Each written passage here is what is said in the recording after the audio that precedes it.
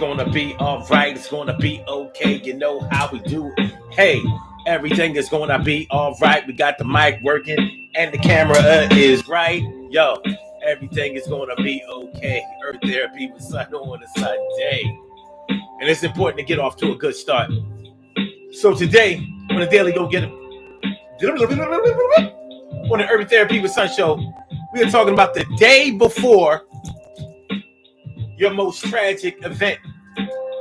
You know, after something bad happens to us or after something negative happens with us, a lot of times we'll talk about exactly how we felt the day after, the things that we had to do to clean up the mess, to do the damage control, to make the apologies, to give the explanations, whatever the case is. But what about the day before? The day before your most tragic event or events happen. Were you prepared for them? Were you ready to go? And did you see it coming? Was it going with your flow? Oh. So that's what we're going to talk about today. You know, we're going to talk a little bit about preparation. We're going to talk a little bit about, you know, being mentally ready, mentally and emotionally prepared. And we're going to see if life is like a movie. You know, in the movies, before the most tragic thing happens, before it all goes down, everybody was having fun and making a lot of money, and it was going down. You know how it is. But life ain't a movie, baby. Life ain't a movie. It's more like the book. And, you know, in the book, you get a lot more information. So you can't always live your life, you know, in hindsight, looking in the rear view mirror. But today, we're going to talk about what happened before what happened. Before what went down. Before the most tragic events in your life. We're going to talk about what led up to that and how you were feeling about it. Were you in any way ready for what happened to happen? Or maybe you were unconscious or subconsciously prepared for what was going to happen. Like, when you know you're not doing the right thing, you expect to have to pay the piper somewhere along the way, right? Well, that sounds simple and it's like logic, but it don't always go down that way. And we're going to talk about the way that it really goes down in a lot of people's minds that got something to say. And everything is going to be okay, and everything is going to be all right. Thank you. What's going on, T. Carey? Right, morning, noon, and night. It's always great to have my peoples going directly into your site. And Stacy White, what's going on, Ma? I'm glad you came on through. Glad you stopped on by. And Carol Chamberlain, me good friend, me favorita. As always, really great to see you. And my brother from another mother, Norris Hill. Sit back, relax, do your thing, Max, and chill. What's up, y'all? How y'all feeling today? Let's go. Urban Therapy with Sun 752, and this is the Urban Therapy with Sun show. We do this every single Sunday from 11 a.m. till around 12:30-ish. And the reason that we say 12:30-ish is because sometimes things get so heated that we just have to do a little OT on a Sunday. But we ain't going to do it this Sunday because the playoffs with the Eagles and the Patriots come on at 1 o'clock, and I'm going to be ready. And I don't know what's going to happen. I know this. The title of this show is called The Day Before Your Most Tragic Events, or The Day Before the Most Tragic Events. I know what happened before today. I know I'm thinking like, look, the Eagles better step up, man. We got to get Tom Brady up out of here because we don't never beat him. We don't ever be beating this cat. We lost against him this season already. And even though it was only 28 it was like the final score was like 28-22. The game was much more out of hand than the final score. Those was garbage points they gave us at the end of the game. I ain't gonna try to front. But I know what I was doing Saturday, and today is Sunday. And I ain't trying to end up like the Patriots did yesterday. Because they got their ass whooped 47-17. I ain't trying to. All right, let's go. That's all I got to say. This is a show where adults come out and play with other adults. We laugh, we cry, we argue, fuss, and fight, go back and forth with each other, bust it up all crazy. We take an introspective look into our own personality to see the way that the universe projects us into this thing called the world and try to figure out this thing called life. We play on the monkey bars and the swings and push each other up the sliding boards. We play on the merry-go-round and in the sandbox. I am your host, Son752, aka Omar with the rrrr. And if you can't say Omar with the rrrr, well, then you just say Omar with the R. This is the Urban Therapy with Son show. How y'all feeling? So let's get into it. The day before your most tragic event. Now, don't get me wrong. I'm not trying to bring the party down. Hopefully everybody woke up on the right side of the bed and you're ready to go and you're feeling good and you're feeling optimistic and dreamy and ambitious, and everything is going to go the way that you want it to go, and the pieces are going to fit into the jigsaw puzzle just so perfectly. Yeah. And we have all had tragic events in our lives. You know it. I know it. I have. You have. Some events have been more tragic than the others, and some of the events that were tragic we were more prepared for than others because of the cards that life had dealt us previously. So we were able to deal with adversity a little bit better, maybe at age 30, age 40, age 50, or whatever the case, however many years you have on you, than we might have been in our single digits. From birth all the way up to 10 years old, 10 years old all the way up to 20 on up to 30. Your developmental years prepare you and ill prepare you at the same time for certain things that are going to happen to you. You know, it's a matter of perspective often. The way that you are raised, the way that your parents or your guardians, the people who have raised you up, the way that they expose you to things gets you ready for tragedy and triumph. But when things are going well, oh, you know how it go. Now we're going to use a bunch of examples today of times when people should have absolutely been ready for what was going to come down the pike. They should have absolutely been ready for what was going to come down the pike. If you're anything like me, you've had people in your family who were on drugs. You've had people in your family that sold drugs. You have had people in your family that have died from drugs or died selling drugs. That's my experience. That's the experience of a lot of people. You know, it's something that has plagued a lot of normal people, you know, especially people who have skin like mine. It's something that we have to deal with. And it's not only people who have skin like mine. You know, white people, they be on drugs too, heavy drugs. But the bottom line is, when you take the example of, let's say, a drug dealer. Now, you know, when you're selling drugs, now, not that I've ever sold drugs, but I've been around many a drug dealer. Many a dope boy, many a weight pusher, many a move maker, many a mover and shaker. I've been around the drug game. Never sold drugs, never took drugs, never used. However, when you're that close to it, you get a bird's eye view of what's going on, especially when you talk to people. But the bottom line is, there are plenty of people that I know who have sold drugs that really didn't expect for the feds to come get them. They didn't expect to get locked up. They didn't expect to get cased up. They really thought they were going to beat cases.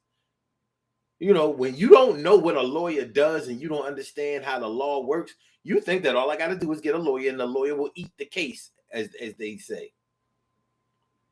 And every time I hear somebody talk like that, I realize, like, you don't know the first thing about how law works. You don't know anything about the law. And what you don't know can't help you. Your lawyer knows what you don't know. You try not paying your lawyer, and you see what happens. But where I'm going with this is this: there are many drug dealers out there that when the money was flowing, and everybody's telling them, how great they are and how they the number one hustler and how you out there making moves, you doing your thing. I ain't talking about these little hand-to-hand hustlers. I ain't talking about these little hand-to-hand dope boys. I'm talking about when you move up, when you step up to ounces, when you step up to a key, when you step not maybe not. You ain't gonna go from an ounce to a key. You really have to know somebody in order for that to happen. You don't graduate that fast. But let's say you go from an ounce to an eighth, to a quarter, to a half, to a whole key. Once you get up to a whole key, then you move in weight. Small hand-to-hand drug dealers don't get the handle. They don't get to handle no keys. So I'm saying all of this to say this. While the money was flowing and everything was going well, they don't see what's in front of them. They don't think that the cops are going to come get them. A lot of them have expressed that, like, them cops ain't worried about what I'm doing. They got their eyes on this. They got their eyes on that. They doing this, that, and the third. They ain't worried about what I'm doing. I ain't one of them cats on the corner. I only move this. I only deal with this clientele. I only deal with cats that's 100. They be really believing that shit. They really be believing that shit.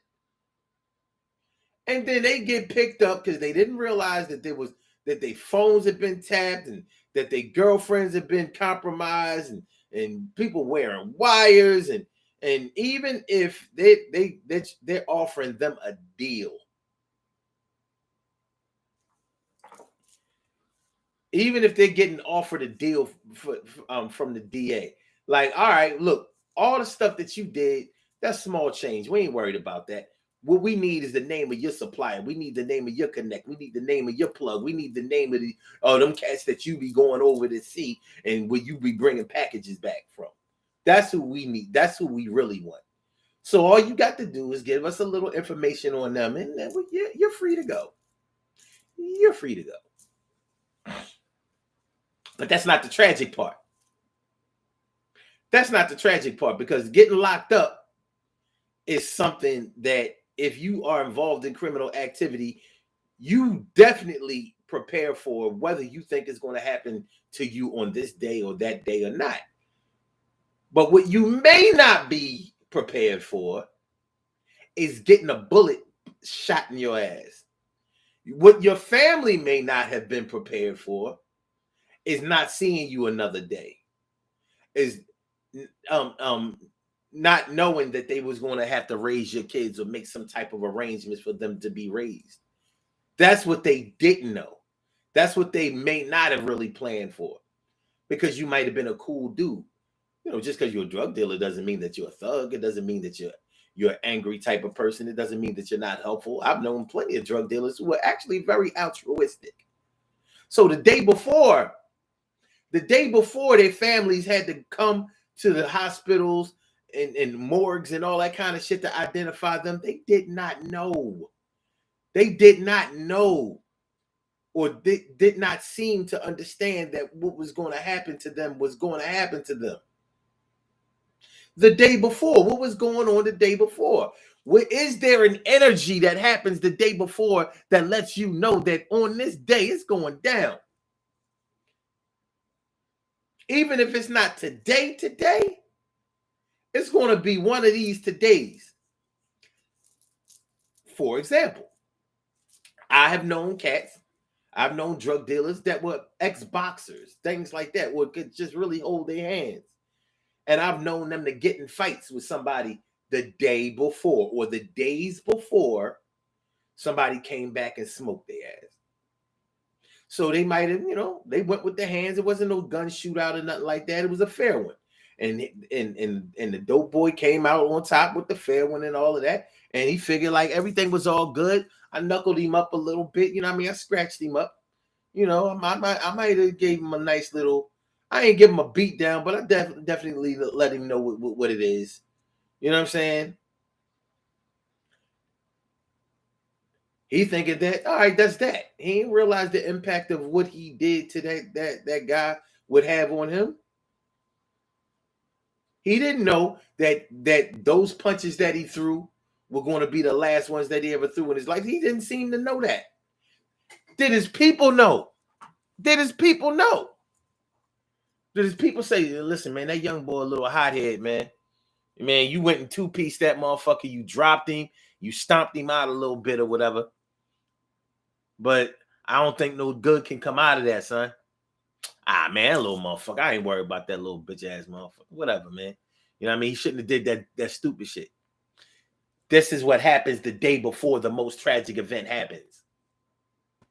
For some people, getting locked up is the most tragic event. If you're not involved in crime. Now, if you're involved in crime, I'm thinking you gotta know. But that's not so. Everybody is not conscious of the gravity of the impact that their actions have. Murderers. How do you murder people? How do you kill somebody and think that besides my own guilty conscience, besides what I'm feeling inside, then nobody see me smoke that motherfucker? Sometimes you're right. Most times you're wrong. Somebody saw something, and you only have one set of eyes, two eyes, but there can be plenty of people who were looking out they blinds, but they had their window, the lights, and they apartment or their house out, so you didn't see them see you, but they saw you do what you did. Now, whether they decided to come forward or not, that's on them. But you understand what I'm saying? The day before the most tragic event happened. If y'all would like to call into the show and express yourself about this matter, I invite y'all to call in. And the number to call is area code 319-527-6199. That's the number to call us at a 319-527-6199. Yes, y'all. I said a 319-527-6199.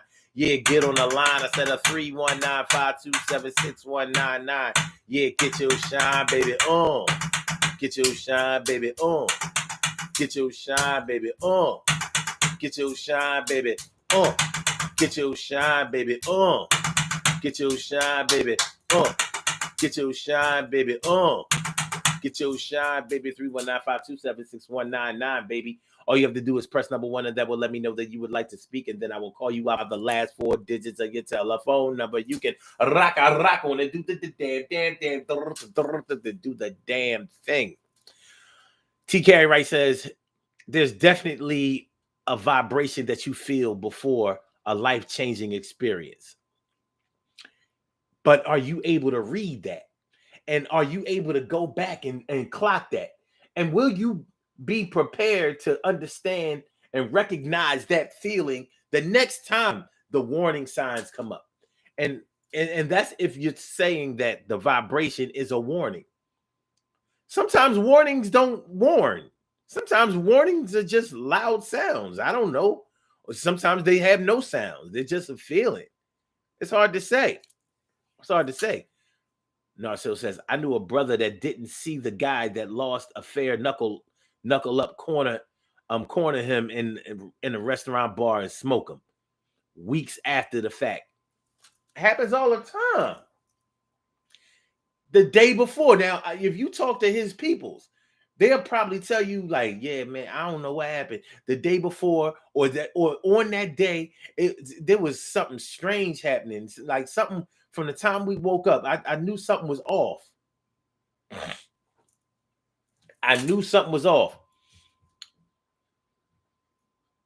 right, caller with the block number. I see you. I'm about to come grab you in a minute. I'm about to get my scoop on.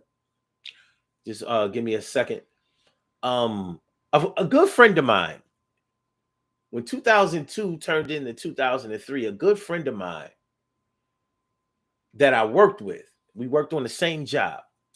And I remember on New Year's Eve, we worked on New Year's Eve, and for some reason, on that, I used to take a lot of pictures. I used to get my Kodak on. I had the nice little Kodak camera that took the panoramic pictures and all of that. This is, a little bit before digital cameras and all of that kind of shit. So, it was a nice camera. Nice. I'm taking pictures of everybody on the job. I'm getting good shots. This is our 2002.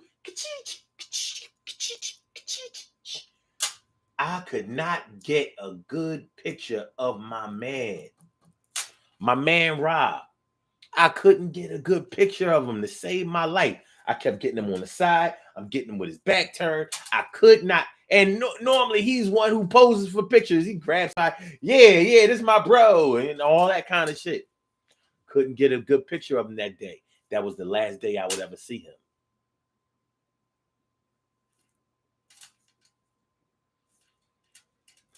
That was the last day that I would ever see him. And it was like, I look back at them pictures to this day, December 31st, 2002. I look at these pictures and I'm like, I couldn't get a good shot of him. He was fixing a sink. I'm getting the back of him. I'm getting shots of other people. He in the background. I couldn't get him on camera that day. And when I found his body, because he died of an overdose. I never got the official report on that, but I believe, and the cops believe that's what happened. But he had on the same clothes. And I was like, this about a bitch. I'm looking at the pictures, and then the image that I had of his body when I found him, I'm like, God damn. But I couldn't get a good picture of him that day. And I'm wondering if that was that energy that T. Carey Wright is talking about. I wonder. It was crazy. She says, I believe that we feel the warning, but dismiss it until things blow up.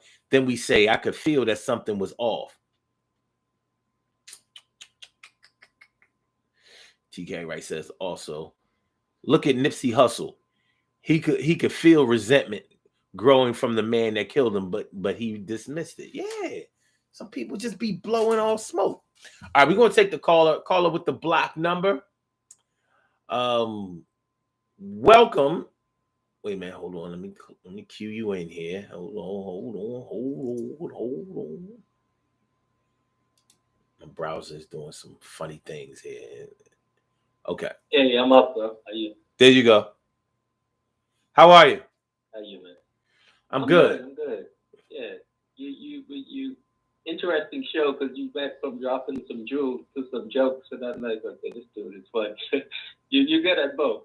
Listen, I think the drug dealing problem isn't created by us because the biggest drug dealers are the big pharmaceuticals and the hospitals.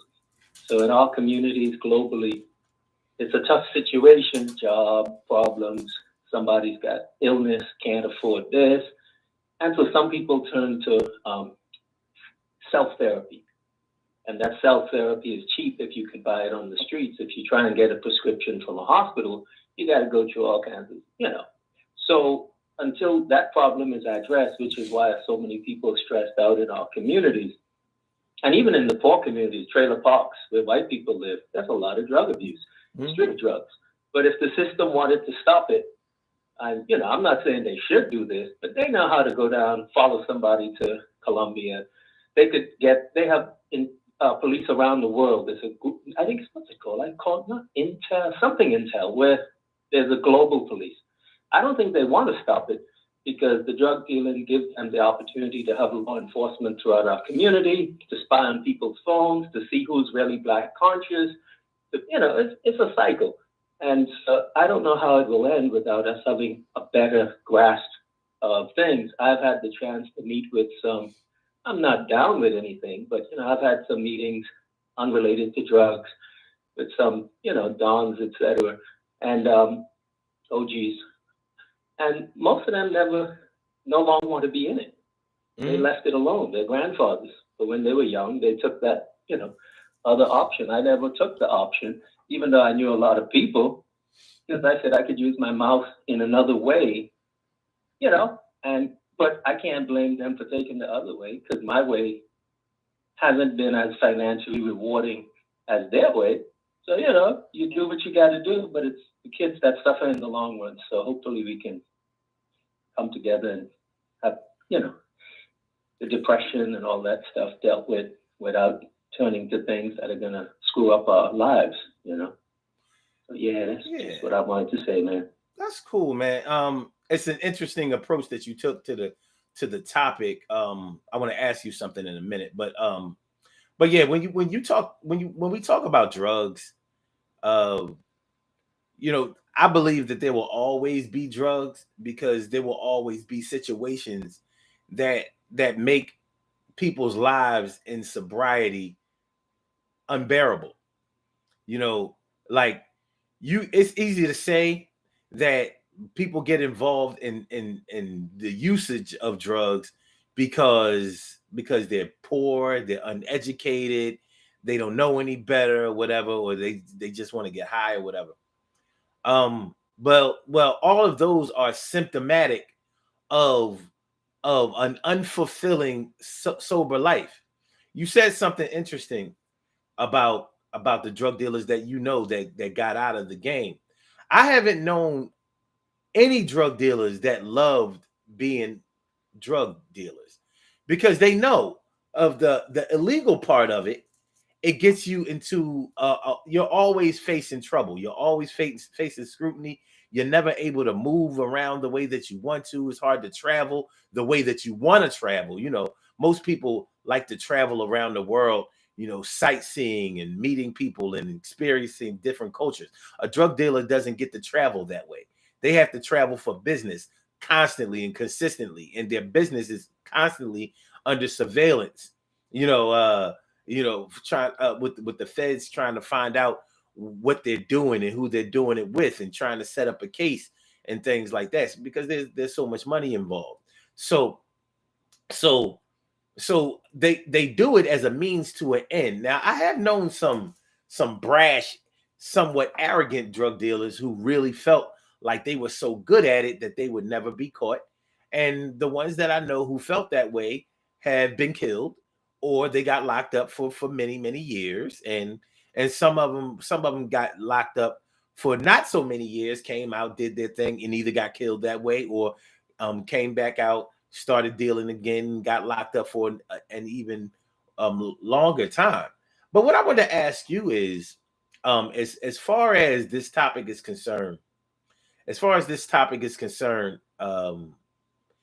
the day before your most tragic event, how would you tie in your experience with the drug culture, whether you're talking about drug dealing, drug drug use, or incarceration, or the legal the legal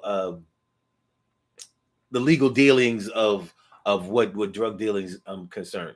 Do you have any information? Do you have any stories? Do you have anything to say about what you may have seen or heard about or experienced as far as when something tragic happened, and were you able to get any information about how they felt about what eventually came to them? Can you speak on that a little Yeah, bit? and I'll put it in a context that won't any scenarios for them. One brother related to you never knew a drug dealer that loved it. I knew one. And I said to him, yo, bro, I'm not on that side. What's up? Why parents do this and that? You don't, he said, bro, Italian movies, mafia movies. He said, I just love those movies. He basically tried to emulate that. Needless to say, tying into the death part, the day that he died, we still kicked it. So we had a little chat. I was like, yo, what's up? What is up with this? It was about a legal business venture. And he's like, no, we good, man. Don't worry about that. Because the way it was working out, I was supposed to do something else, right? He's like, yo, we good. I had no idea he would die hours later. And I don't think, I shouldn't say I don't think he knew, but I get the impression he didn't. Otherwise, he would have said something. Another brother, he didn't die, but an assassination attempt was put on his life. And we had spoken. He had basically insulted somebody. Remember you said you insult people and you don't know? Yeah. They come back? Well, he got that type of, you know. And so I was like, yo, bro, why you had to say that? Just chill. He was telling me, no, man, I told him this and that, and boom, boom. I was like, bro, next thing you know, some folks surrounded the location, and, you know, he was fortunate to survive. But I think it's just a tough situation, man, because we're the same. Like the brothers I'm talking about and I, we just black men trying to have our kids. Mm-hmm. But for some reason, they, you know, and I get along lovely with thugs for some reason. I don't know. Geeks for some reason, I don't know. Just like geeks have another vibe. They think it's a competition. Who's smarter? Who knows more words? It's not me. Thugs are more like, yo, what's up? What you doing? They straight up, right to the point. You real or not? Other people have a lot of game very often, you know. So yeah, I just think everyone's equal, but you don't always know. You don't. You know, sometimes it happens. I don't know if they knew, but for me, I couldn't sense it that one was about to die and one was going to have a, you know, something put on his life. So yeah, and we all caught in it because if you're in the car, I was in the car with one of the dudes, and he was talking some smack. I was like, yo, bro, chill, man. We just go to this restaurant. It's all good. You don't have to yell out the window, you know, you hard and this and that and boom, boom, boom. So yeah, it's we need unity. We need to talk it out. We need to appreciate. Quick scenario. There's a woman that was on crack in my community. I talk to her a lot because she's wise.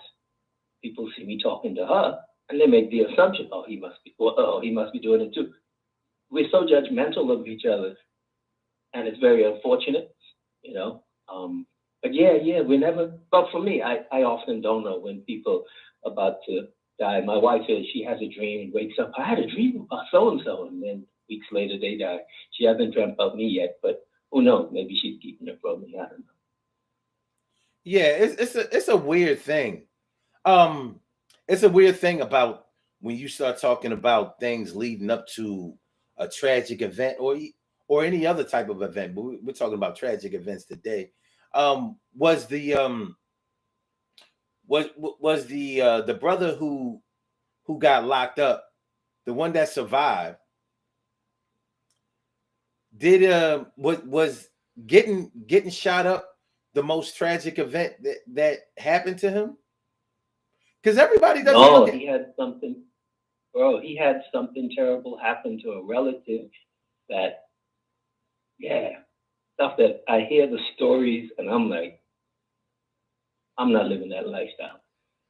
No money worth that, you know? Terrible stuff, man. You heard of the story when the young kid was kidnapped and finger taken off, and you remember that one from Harlem? Yeah, Yeah, yeah, well, those types of things are real, man. You see people, children killed in front of you, and it's like, no, it's just not worth it. I just don't think it is. But of course, some people do, and you know, they go for it. But it's unfortunate, man. But yeah, he's still trying to live right, but still talking a lot of stuff that's going to drag him back into that scenarios, you know. Because it's an image, bro. Think about it. It's an image. Imagine if I'm a hardcore dude, kingpin, and you hardcore, and I look soft to my people, and you come and sit your ass down, nigga. What the fuck? And I just take it like, yo, brother, let's discuss this. It looks like a weakness. That's just how I interpret it. And so somebody's got to respond. No, man, I'm not going to have this person talk to me like that because then my man over there can think he can take over. So you might reach out with putting somebody in a body bag. It's a tough lifestyle. I don't think it works by logical dialogue. You sit down and work it out. I think violence is an inherent part of the drug dealing game from the top to the bottom. And, you know, sometimes the families get sucked in, man. yeah. When it comes to any activity that makes a lot of money, especially when you're talking about cold cash on hand, you know, electronic funds are one thing, But when you start talking about cold cash, physical cash, liquid cash, yeah, there's always going to be some the threat of violence associated with that. So it's hard for me to wrap my mind around somebody who doesn't think that that's ever going to happen to them. I mean, now I understand that some people think that they're just so cool with everybody, they're just so in with everybody that they are such nice guys. They think that nobody would want to ever hurt me because I keep it 100 with everybody, and I'm always I'm cool with everybody. I make sure that I just do right by everybody. I'm like, that shit don't mean nothing to a greedy person. A greedy person doesn't give a shit about who's nice to him or her, whatever. The bottom line is they want what you have and they're going to take it, and it will never be enough. There's never enough food or money or anything for a greedy person. That's not the way greed works. So, yeah, they don't usually leave the game. They got 10 million in the bank. They don't say, you know what, baby, we got 10 million. Let's just buy a little villa in Jamaica. We live. It's just the greed. The cycle continues. Just pull out. 5 million. Just be like, yo, come out. But no, people just keep going, and eventually most get caught or killed. If they're lucky, they retire with a few snags. They can't go to certain cities or states because somebody see them and they got a kill on sight order on them still from years ago. It's just sad, but it's the system we have in place because we live under a system where lighter skinned people have much more privilege. And so we're left often with what's left over, and often what's left over is street life, sell numbers, deal drugs, be a pimp. It's just the reality, but it's not just here. It's like that in any poor nation. It's like that in China. It's like that in Japan, in Europe. You have red light districts, white women. So poverty is the big problem, and Dr. King often talked about. In fact, the day before he died, he was trying to help some poor garbage man. Yeah. So, it's money. Well, it's not that hard to understand when you break down the logic of it. Like, every drug dealer that I've known was good at something else that he did. Every single one. They all could have been either businessmen or athletes or writers or whatever the case may be. Lawyers, everything, politicians. But here's the thing. And people have always told them, just like you were saying, you made enough, you could get out of the game and do this, that, and the third. The logic of it is, yeah, I could get out of the game and I could do this, that, and the third. But guess what? Guess what allowed me to even have a game to get out of? This. This is what made all the money. Yeah, I can open up stores. I can open up mechanic shops and barber shops and hair salons and all that kind of shit. Guess what? To finance any of those other legitimate businesses, I have to sell drugs. I know this works and I know how to work it. So the same way that we can say, yeah, man, you made enough money in the drug game, man, get out of it before something happens. Like, I mean, I'm thinking like, does anybody tell Bill Gates, yo, you sold enough computers. You ain't got to sell no more. You know what I'm saying? That nobody said that when sold enough vaccines too. He's done enough for anybody or anywhere. The same thing with Bezos. What's the Amazon guy? Yeah. What's his first name? I know his last name is Bezos. But same with him. What is it? Listen, you sold enough. You've sold enough packages. You got it. Get out of the game before the tax man. No, nobody's saying that. Only in illegal businesses do they say that. But only in the illegal businesses where compared to the rest of the world, no matter how much money you make, it's still small change. You know what I'm saying? Like, you can make, let's say you make $10 million of drug dealing. That's nothing to a Microsoft. That's nothing to an Amazon. That's nothing. That even Oprah, That's nothing compared to that. But in the hood, it's a big thing. The Italian mob extorted businesses, ran labor unions, and and um and basically uh, involved themselves in racketeering for decades and decades during the 20th century. Did anybody tell the Italian gangsters, listen, you've controlled enough trash pickup. You've stolen enough money. We can get out of the game. Enough bodies in cement. Yeah. And it's same crime. They involved themselves in drugs too. As much as they tried to escape culpability of it, they did. They sold drugs too. You think they didn't want any of that money? I don't care what the movies try to tell you and how they try to portray Italian mobsters as just some Italian suit wearing gentlemen that just happen to kill people if they didn't pay their monthly digit every. Ain't nobody trying to hear that shit. They sold drugs, especially during the crack era when it was extremely profitable for them. But many of them felt like, if we're talking about the day before your most tragic event happened, many of them really felt like they were never going to get prosecuted because they paid off judges, they paid off lawyers, they paid off juries. They had everything. In the younger years, in their earlier years, in the 20s and 30s and 40s and 50s, they were able to do whatever they wanted to do because they had the money, they had the power, they had the influence. As time went on, the games changed and they didn't change with it. As technology started to advance, the Italian mob, their technology and their techniques didn't advance. And that's why you barely hear about them anymore. There's just no place for them. They were able to be neutralized. Now they're not totally gone, of course. Of course, they're not totally gone, but the impact that they once had is nothing like it was. But when they started getting locked up, like look at John Gotti.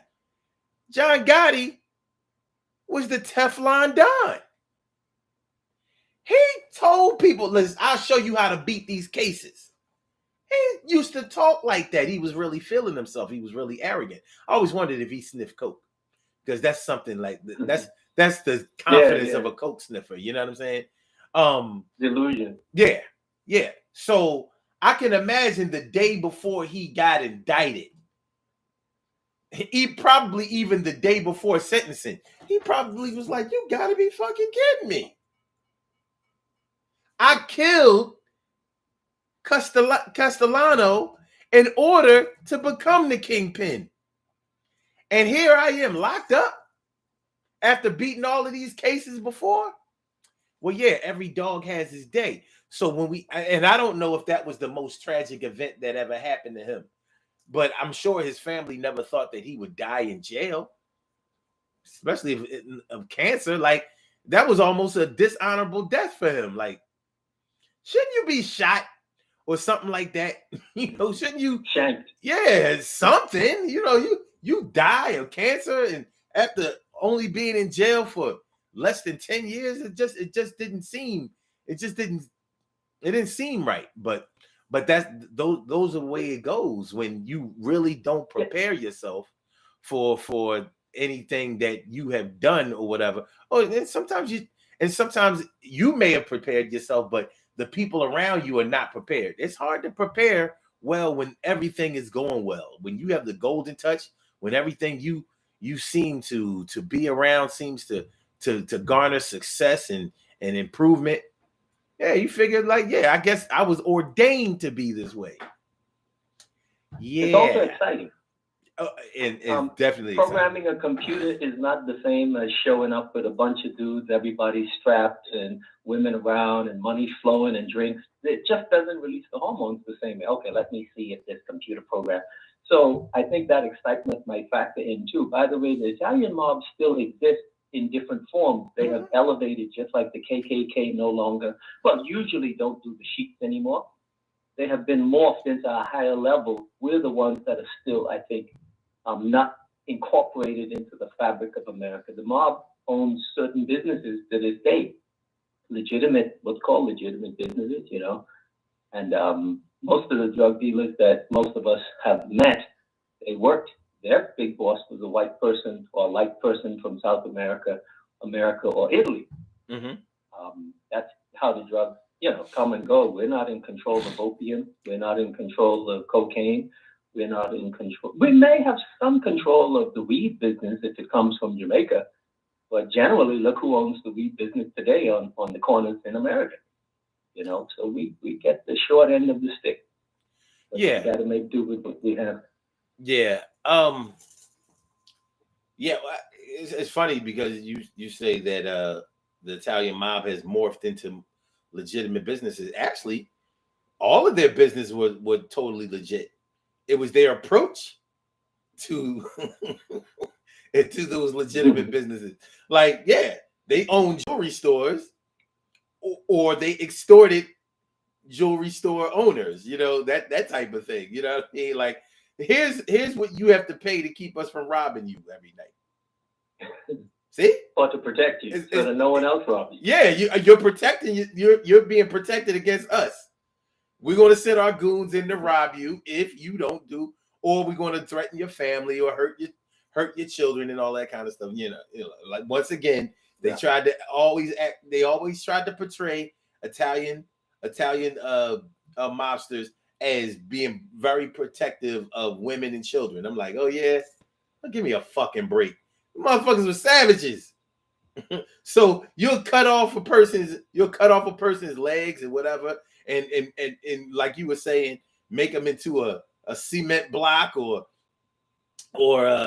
make them into a leg on a leg on a post on a porch or some shit like that. But yeah. When it comes to women and children, yeah, all bets are off. No way we're going to touch them. Like, okay. All of you were either women or all of you were children at one time. Guess what happened? So, but yeah, when we start talking about the day before your most tragic event, like you know how they ask all the time about where you were when the 9/11 attacks happened, Mm-hmm. and everybody seems to remember where they were or what they were doing when the towers got hit. And I say, well, why is it that we can remember what we were doing, what we were thinking, how we were doing things when something that didn't happen directly to us but affected us happened? But the things that happened to us that we had control over, we didn't seem to pay as much attention, when it would make more sense that we would pay attention because we were affected directly. As tragic as 9/11 was, it was more of the imagery that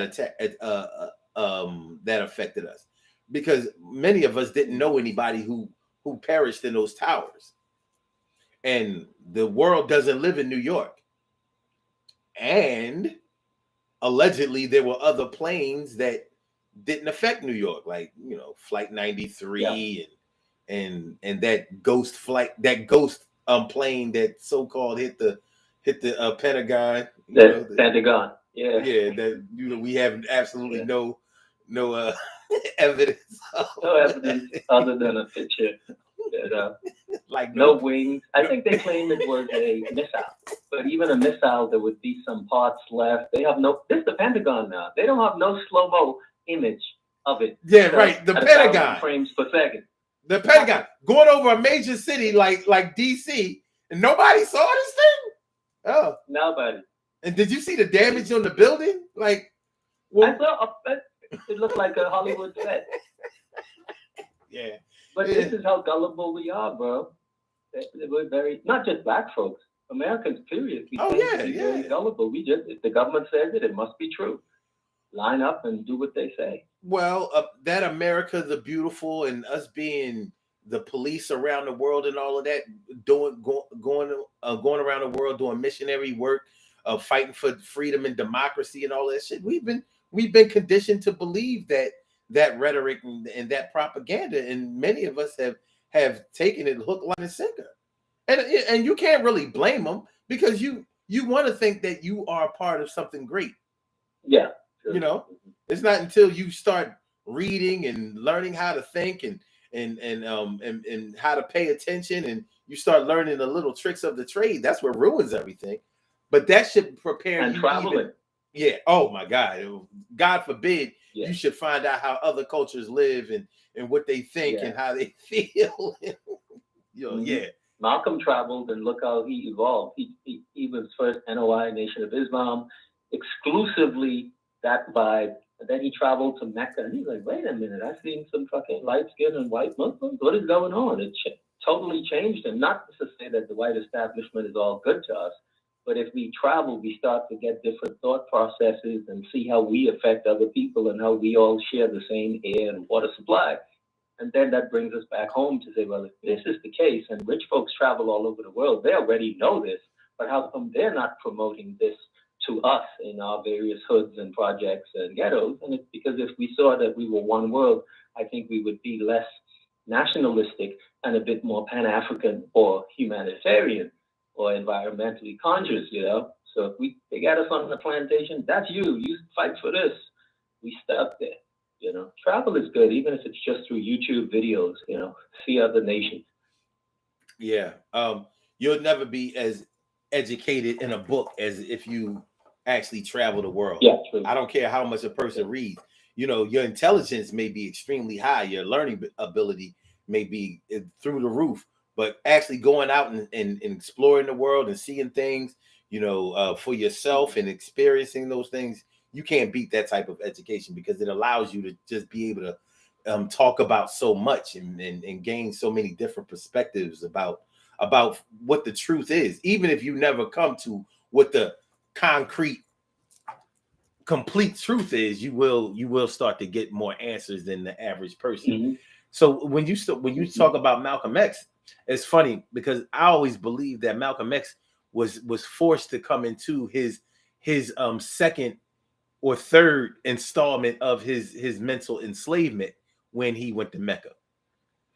You have to think about how many things he had to unpack by sharing that experience. He grew up witnessing or being a part of his father being murdered, as he was involved with the Pan-Africanist movement of Marcus Garvey. He had he had a mother who was of mixed race, who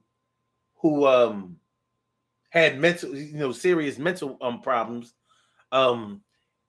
He became a wayward adult, pimping, drug dealing, Detroit Ray. Yeah, doing whatever he had to do in order to survive in New York and Boston, whatever. Went to jail, was enlightened by the Nation of Islam, and came under their tutelage, which brought about his second enslavement with the religion. Now, I have nothing against the Nation of Islam. I've gone to the mosque many times, and I've embraced their teachings.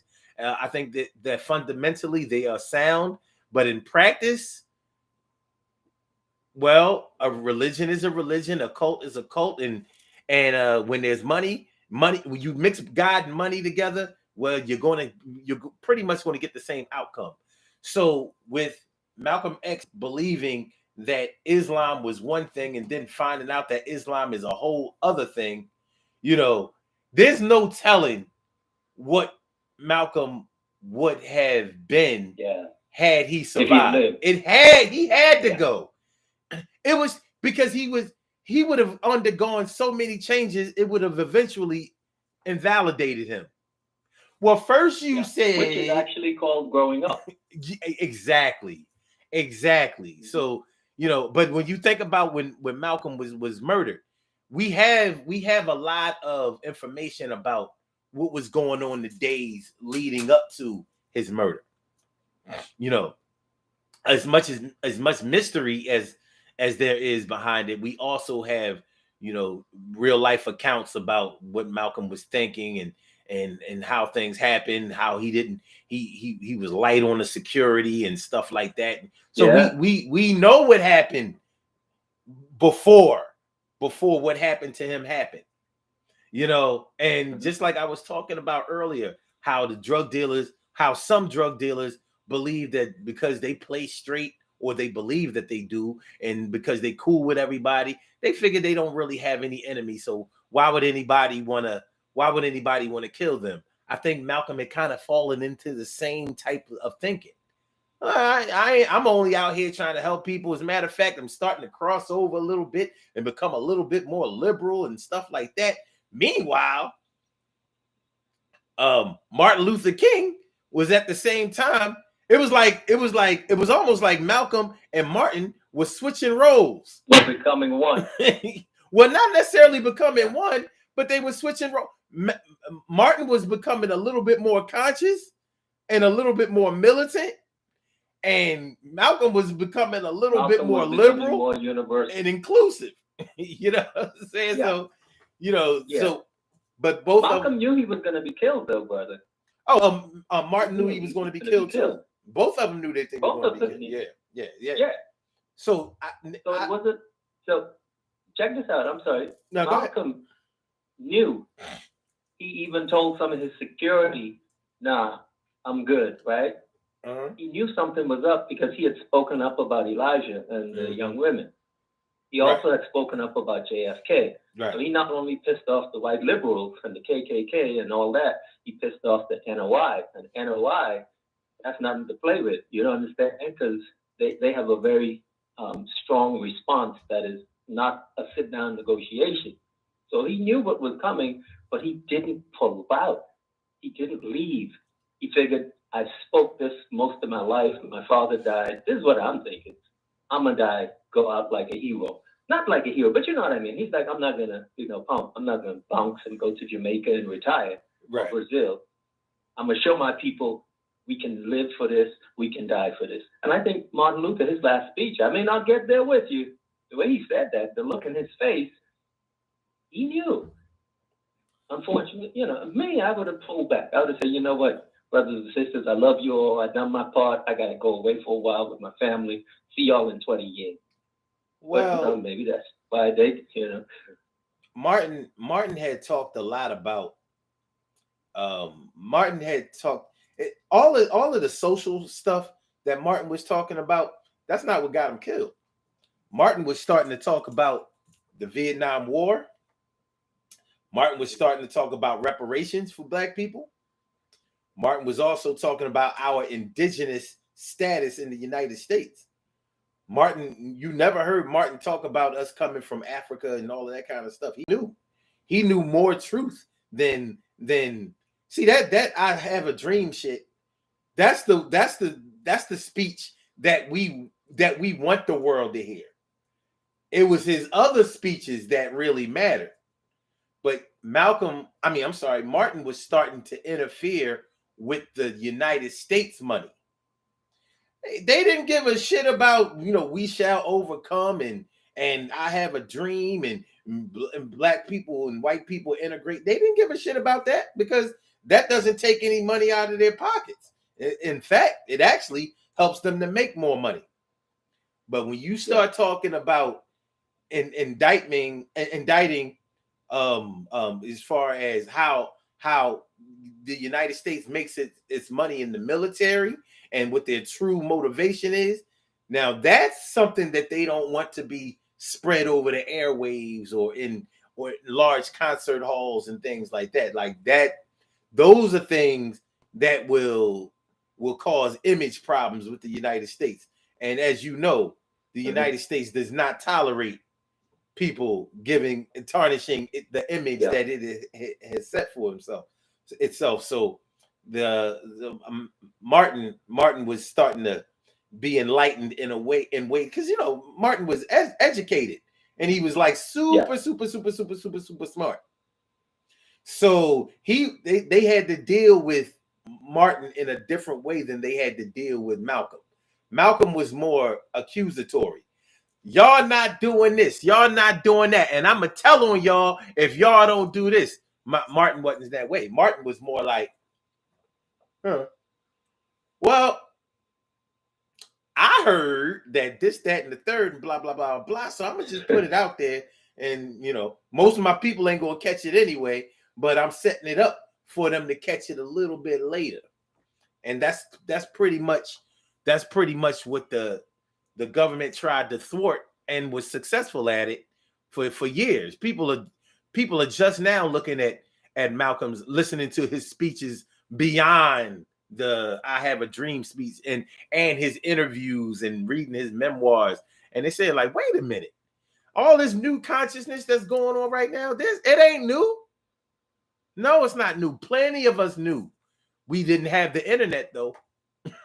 We didn't have multimedia on our sides. We didn't have the tools to be able to spread the message the way that we do now, which is why things stayed in place the way that they were, and which is also why things were so easily reverted back to what they were before once our leaders were killed. All we did. By the way, Malcolm, I think, was also very intelligent. Malcolm X, I think he had just more urban swagger. Right. Martin Luther King had a more crossover swagger. He was like Obama, while Malcolm X was someone that's straight from the hood, that's able to communicate the slave tongue well, but chooses not necessarily to have to limit him or herself to those linguistic limitations. And so that was more offensive, because if you talk a certain way, it's considered inferior and definitely hood.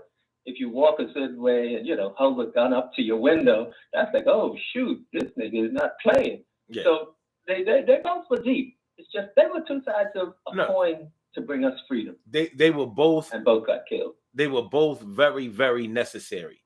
Yeah. They just, their ideologies and their tactics were very different during their heyday. But complementary. Yeah. It's just that with Martin, like I said, Martin was he had a formal education, whereas Malcolm, street education. I wouldn't call it a street. Well, he was definitely in the streets. Which is not bad. No. Yeah. I'm saying, like, one thing we do when we start talking about having a street education is that we sometimes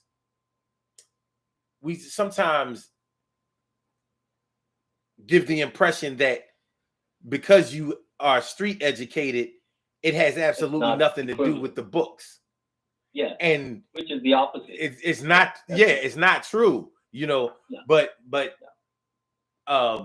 Malcolm was taught under the teachings of the Honorable Elijah Muhammad. Yeah. And Elijah Muhammad wasn't a formally educated man either. So the way that they arrived at certain conclusions was a little different. A lot of the stuff was made up. I mean, remember, the Nation of Islam had their own Bible. I mean, they had their own Quran. They had their own. They teach. Now, as far as Black business is concerned, and making sure that the money stayed in the community and the Black dollar stayed in the community, they were spot on. They had it exactly right. The rest of the stuff was just the same old church stuff. Make sure that you pay your tithes. We're going to control who you marry, who you see, what you do, what time you do, blah, blah, blah, blah, blah. So the rest of it was very cult-like behavior. Yeah. But, and the women, remember the sexism. Yeah, and that too. Like Abrahamic faith. Yeah. That too. Well, I think all religions practice sexism on some level. But of course, they're gonna we're in the United States, we're gonna pretend that Christians don't do it as much as everybody else. But if I remember correctly, I think it was the Christians that insisted that all women had to wear skirts and never pants. The whole virtue of a woman, no sex before marriage, that has more to do with a woman's virtue than a man's. You know what I'm saying? Yeah. So sexism is not something that you're going to escape in any era in the world that I'm aware of. Actually, I think it's a little. Well, the holy books. Well, if the holy book has sexism, slavery, etc., war, stone a woman, then adherents, if they stick strictly to the holy book or books, then they're going to think, well, okay, you have sex with a woman, you're a guy, but she's not married, so we stone her and we spank you. Buddhism doesn't tend to have that type of sexism, and even some groups in Christianity read outside the Bible and are less sexist. For example, there's a group called Universal Unitarian or Unitarian Universal. Oh, yeah. But they are very anti-sexism and pro-black and very supportive. Rastafarians, depending on which group, some Rastas can be sexist, but many of the groups are very open to women. But Christianity, Islam, and Judaism, generally, their holy books promotes slavery and sexism, etc. And it's unfortunate, Hinduism also promotes a lot of that type of system, but not as much as Christianity and Judaism. The Abrahamic faiths are the ones that are the main culprits of what we see, Yeah. And I think sexism is a little necessary. We can't have these women out here doing whatever they want to do. They're crazy as hell. You know what I'm saying? So, I promote sexism in everything that I do. Not married. Oh no! Even if I was, I wouldn't hear from you again. Even if I was married, I would definitely promote sexism in the home, and women promote sexism too. They deny that they do, but they do. They promote it everywhere. Whenever they don't want to do something, then all of a sudden it becomes a man's job. You know what I'm saying? So they promote sexism too. So if it's good enough for them, it's good enough for me too. It's good enough for you. I mean, you have to have balance in all things, but women tend to think emotionally a lot of times instead of logically. And then I'm like, this is not the time for that shit. You know what I'm saying? Like, listen, this is a time for math, not English. We need math here. They like, but I gotta say what I got. I'm just saying, look, we need math. We get to the English later, but right now we need math and science. You know what I'm saying? Like, I think throughout history, men have controlled everything. And if we think of what we have done with the planet because of our muscles, aggression, and testosterone, sometimes it may have been necessary to let more of the females or female energy, however people think of it, because we haven't done a good job. And maybe they would have done a better job. They couldn't have done worse, that's for sure. Because us guys, not each of us is individually responsible, but we're part of a male-dominated world, and women often come to the table with, if they're level-headed, a much more civil approach. In fact, cognitively, they developed before us. So you'll notice in like grade 4, 5, 6, while we run around doing craziness, still trying to catch ourselves, the girls sitting there behaving, for the most part, and getting some actual knowledge. And it translates into the high school, see, if you look at it, and into college, you see, well, the brothers, we kind of behind. The women are knocking this out the park. Even if they're having their menstrual period, they're sitting there and they're studying. And you do too. You know it. You're just joking. You know the women are representing. No. I totally respect women and all that kind of stuff. But honestly, I'm being honest when I say that in certain leadership positions, I don't. No. Their ideas should always be. Their ideas should always be incorporated because women come up with really great ideas. But when it comes to the hard decisions that have to be made in order to push certain things through, they don't do very well with that. And it's like, listen, we can't deal with this wishy-washy shit right now. Everybody can't get a trophy on this one. It don't work that way. Like, some people going to get left behind. And some of the people that get left behind are still coming. But you got to understand that, you got to make a decision. And so that's why in certain Yeah, leadership positions, I've only found women to be not up to par in martial arts, boxing, and military sciences that require the male type strength. Not that there aren't some sisters that are stronger than me, but for the most part, a female can't, hang with me or you, right?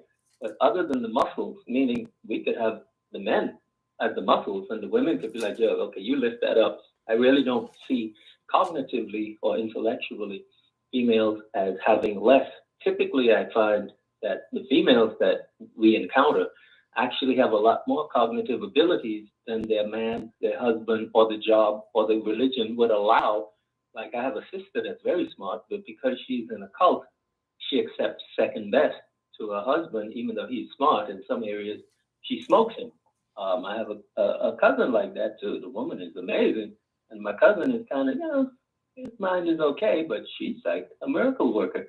So yeah, I think us men, we've been given too many opportunities. Not that racism doesn't exist, but because we have the physical strength, we can always outmuscle a female.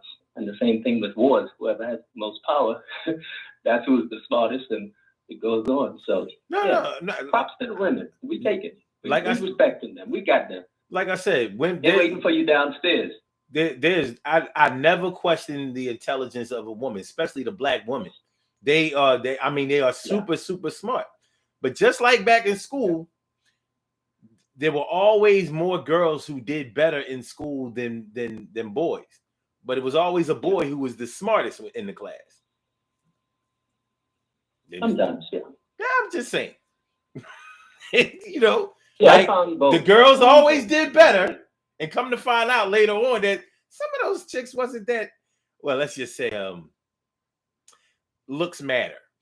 Let's just put it that way. Yeah, I think a lot of the lessons also are very male focused and oriented.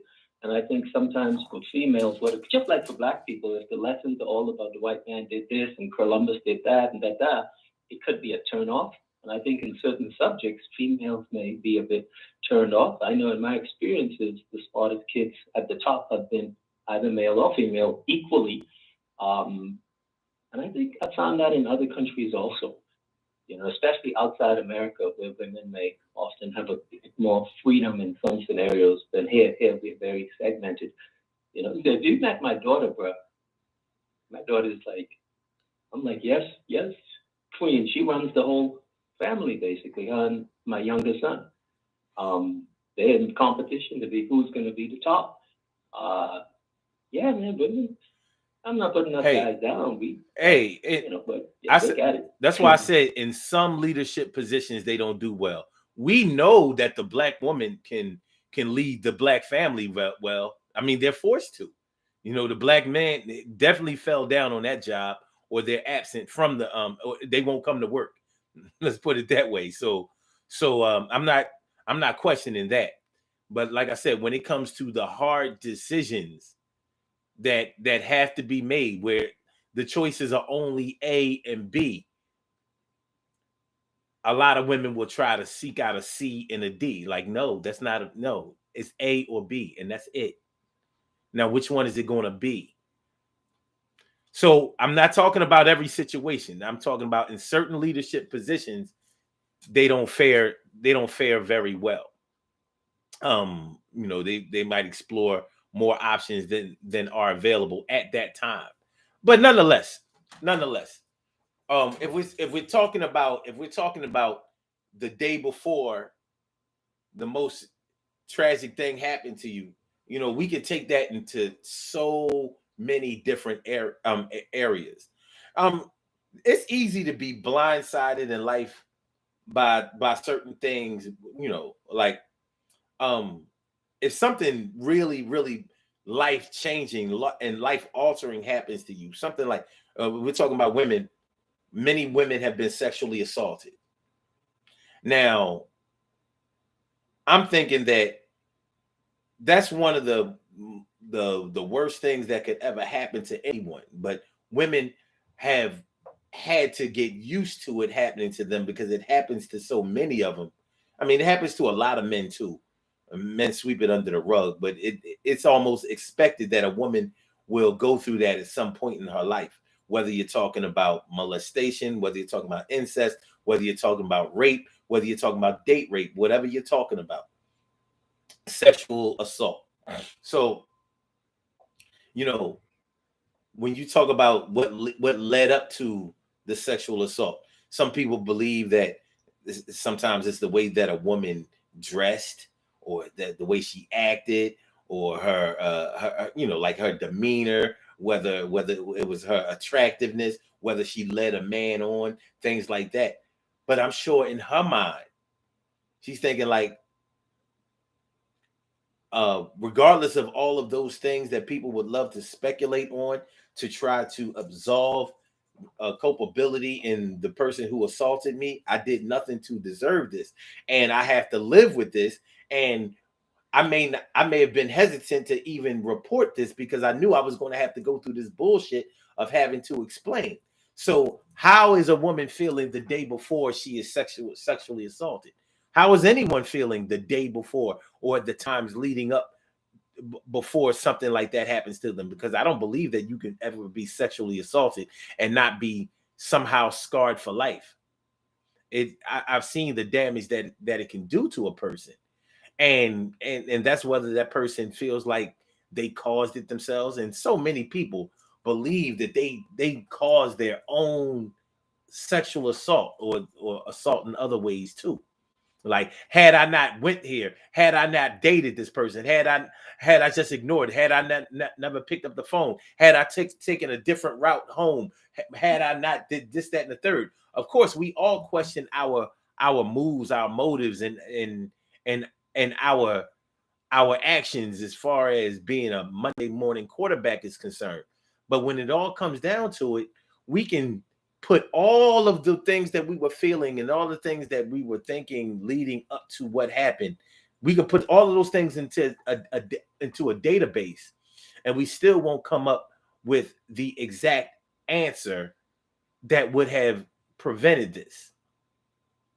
But we do have to deal with what did happen, and deal with trying to prevent that from ever happening again. Some people have been unsuccessful in ensuring that it never happens again. And unfortunately, sometimes that translates into never reporting it again. Nobody helped me the first time. I don't believe that anyone is going to help me the second or the third times that it happens. It can lead to depression because you can honestly start to believe that you played a pivotal role in causing your own life-changing experience in the form of a sexual assault that can lead to depression. It can lead to suicide. It can lead to a whole lot of things, none of which are positive, unless we start talking about empowerment. But even when empowerment comes, even if you try to help other people to prevent it, there's so much pain there that in a positive way sparked you to make sure that nobody experiences the pain that you felt when it happened to you. So leading up to, like, the days leading up to something like that happening, there may be things that you can point to that totally solidified. Yeah, had this not happened, that not happened, or had I not done this or that or whatever, then I would not have been in position for this to happen. But it's sort of like a car wreck. You know, anytime I've ever gotten a ticket from a cop or gotten into an accident, I always think like, damn, you know what? I was going to go the other way, but I decided to go this way. And look what happened. Smacked my ride up or got a ticket or whatever the case may be. But of course, I didn't hear a signal or receive some type of correspondence that was going to let me know that I should have zigged instead of zagged. You just don't know. Sometimes you may get a signal. Sometimes you may get a feeling. Sometimes you may get an alert or something that tells you to go this way instead of that way. But we don't all have those same intuitive properties. We don't always have those intuitive abilities to be able to contemplate what's going to happen next. And that's why we're so amazed when some people can do it. And I don't know if you or anyone else who is listening to the program has ever had a brother or sister or cousin or a friend or whatever that always said, yo, something ain't right here. Let's go to the store, or let's go here. And right after we went such and such, the person that we were trying to avoid being caught by showed up, or they shot the place up, or a meteor from outer space came and damaged the whole building and killed 50 people. You know, whatever the case may be. We're always amazed at people who have those types of intuitive abilities, sort of like animals know they know instinctively to travel to higher ground when they know that a major storm is coming.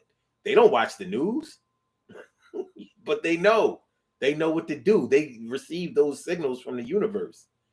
What if we could receive those signals from the universe? What if we could universally receive those signals from the universe? And perhaps we do. And some of us know what to do with them, and some of us don't. Yeah, we're not in touch with all our senses, right? Because we're taught that there's only sight, hearing, taste, touch, smell, right? We're not taught about balance, BALANCE, being a sense. They're over 30. And so as people open up their minds to having more sensibilities, then they're able to get in touch with that, in addition to, in tandem, learning more about their subconscious brain, which often is misconstrued as some spirituality when it's actually subconscious. So when you tie all that together and tie that with plants hearing music and adjusting their growth patterns, and animals hearing certain sounds that we can't hear, and they warn us of an earthquake, some of them.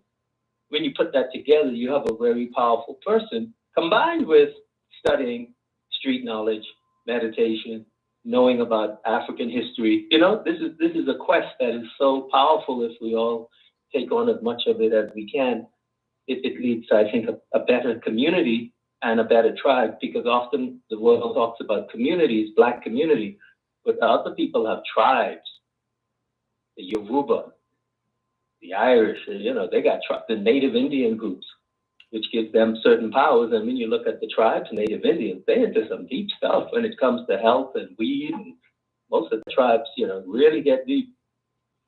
And we've lost a lot of that, you know. The transatlantic slave trade, we lost that. Transatlantic slave trade, huh? Okay. But we lost our language, we lost our spirituality, we lost our sense of our tribal traditions, our clothing, our food. And what we took on was this language you and I are talking now. We took on the jeans and the shirt and the necktie and the degrees from Harvard and Oxford and Princeton and community. You know, we took on everything of their system, that much of it is built on our work, our sweat equity, our slavery, our way. Our spirituality, much of Christianity actually comes from Kemet, Egypt. But they twisted it and turned it into something that today people don't even recognize the connection. You know, you look on the dollar bill, you see some of our symbolism. The secret societies, many of them have secret Egyptian and African and Native Indian symbolism and Mayan. But then we're taught, well, you're inferior, you're just a nigger, you ain't worth nothing. So therefore, you should be paid less, or the cops could kill you and it's okay. We got to reclaim what's rightfully ours, our birthrights, which is, you know, the world, really. Well, okay. Before Africans were captured and on the Ivory Coast and on the west coast of Africa, I wonder what was going on the days before then. You know, how was that set up? Yeah, some of us were here already. We had crossed the Bering Strait way back. There was an ice age, and we came across, and we went into what we call North America, and then we went into Central and South, and eventually into the Caribbean. But even in the Caribbean, there were some people that had already gotten there from Africa and North America in little boats. We were everywhere. Our phenotypes changed and lightened up, over time in different countries. Well, no, I know for a fact that we were definitely already here. Christopher Columbus says so. Mm-hmm. He wrote in his memoirs to King Ferdinand and Queen Isabella that black people were here, and he did not say Africans. He said straight black people. He wasn't talking about the so-called Native Americans either. So I mean, we are the so-called Native Americans.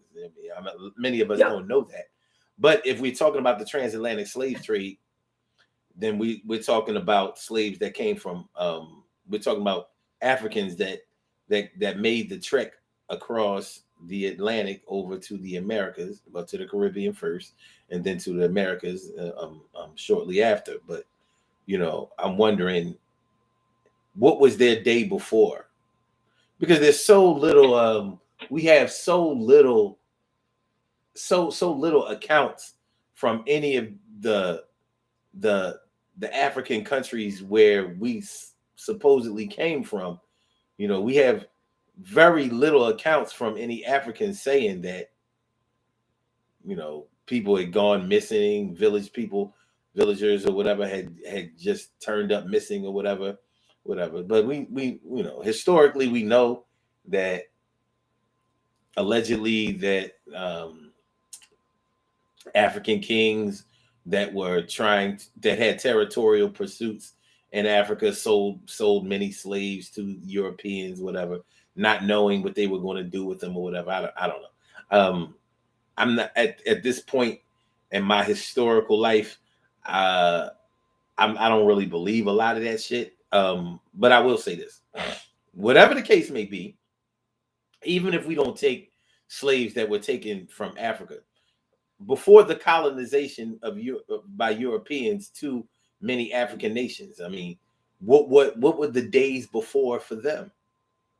If you look at South Africa, if you look at Zimbabwe, which was South Africa before and became Rhodesia, places like that. When you look at Nigeria, colonized by the British, what were they days before they submitted to that? We know. Yeah, some of the people that were sold off were not actual slaves. They were captives. So, for example, imagine you and I are king, and your kingdom defeats, in this case, my kingdom, and you take me, right? Like, you're a captive. You're the king of that kingdom. It wasn't always because of slavery. So what happens is today, it may be concluded that, well, you're not saying this, by the way, bro. I'm just saying some white supremacists will say, well, black folks sold each other as slaves to us, therefore it justified slavery. And a good response to that is, no, that's not always the case. There was some slavery in Africa, but it wasn't typically chattel slavery, for one, and for two. It was definitely not chattel slavery. Sold weren't slaves. They were captives. Yeah. Like enemies. You got to sell off the king, because if you keep me, I might take 90 seconds. And you lose your radio show. So he said, no, hell no. He's selling him. And some of the people were tricked. They followed trinkets on the beach that the white folks on the boats would lay out. And they would follow these things and end up on. There were so many tricks used, man. But I don't think Homo sapiens come from America. Homo sapiens, the evidence shows that they come from Africa. And even Neanderthals, there's some new evidence that's showing that the original Neanderthals from Africa went into the Neander region in Europe and developed there. And then we met them later. And some of us, the lighter skinned ones, not all of us left Africa, went in. The native Indian has a very proud and long heritage, but doesn't seem to be genetically as long as us, that Africa, in terms of the genetic diversity and the length of time that we've been on that continent. Yeah. Hey, listen, I really appreciate you calling in this morning. It's been a pleasure. I hope to hear from you again. We got to get out of here. Yeah, thank you. We have reached our time. Yeah. I got to buy food for my kids. That's cool. That's cool. 10 seconds. But really, thanks for calling in, and I want you to have a great day. Man. All right, you take care. You too. All right. You too, bro. Thank you, peace. All right, good stuff there. Good stuff. Good. All right. Let's do these birthday shout outs. We have some birthday shout outs to do. Some people were born on this glorious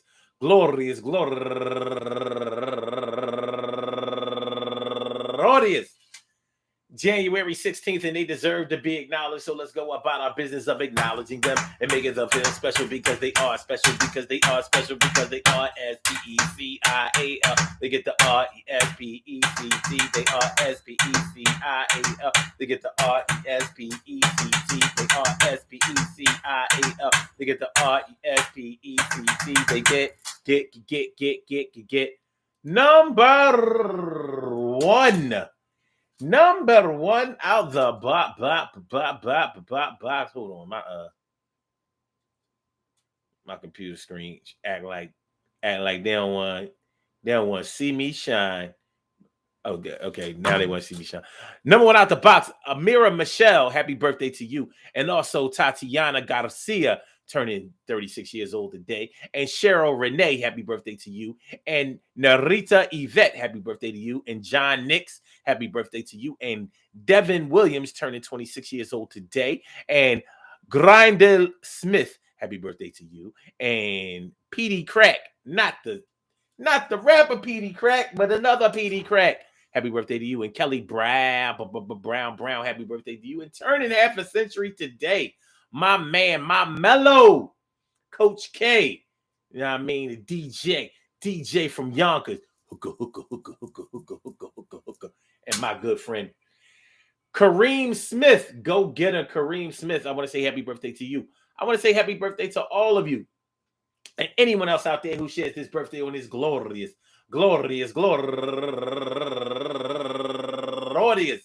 January 16th, anywhere out there in the world, worldwide, internationally, and universally, all of y'all go ahead, turn up, but don't turn up too loud, just turn up loud enough so everybody can hear you. Rock out, rock on and do the damn, to rock out, rock on and do the damn, rock out, rock on and do the damn thing, you do your thing, y'all. Represent the queens and kings, you do your thing, y'all. Represent the queens and kings. Good things happen to those who wait. Great things happen to those who grind, and anything can happen to those who go for theirs.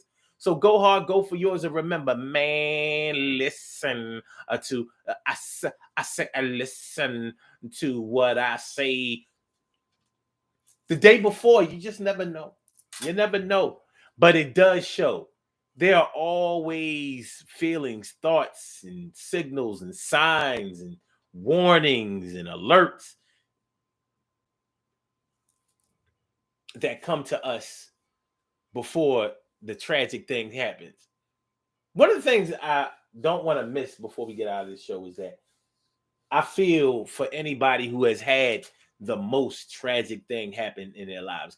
Because when you think about what this title suggests, the most tragic thing, we could talk about tragedies all we want. We could talk about what happened with Tupac before he was shot the second time. We could talk about Biggie. We could talk about Nipsey Hussle. We could talk about a whole lot of entertainers that we know that perished tragically and violently. We could talk about what they were thinking, how they were feeling, and what happened before the time led up to when they took their last breaths. But we have no control. We had no control of what happened to them, but we do have some control over what happens to us. We couldn't feel the signals that they felt before whatever happened to them, but we do feel and will receive the signals that happen with us before anything negative happens to us. So pay attention, keep your eyes and your ears open. There's nothing ever wrong with being around people, asking questions and trying to find out, what happened with other people when things led up to happening, whatever happened with them. Communicate, baby. Communicate. I want to say peace to all my day ones, my everydays, and my brand news. I love y'all to death. Resuscitate y'all and love y'all right back to life. I'm going to go watch me this game, and I better not be mad by the time 4:30 comes. I want y'all to have all a great night, man. I do. Well, first, have a great day. Make sure that y'all hit the like button, man. If y'all enjoyed the show, make sure y'all hit the like button. No, hit it anyway. Make sure that y'all share the show. Make sure that y'all subscribe to the channel if you haven't subscribed to the channel yet. This has been another installment of the Urban Therapy with Son show. I appreciate y'all.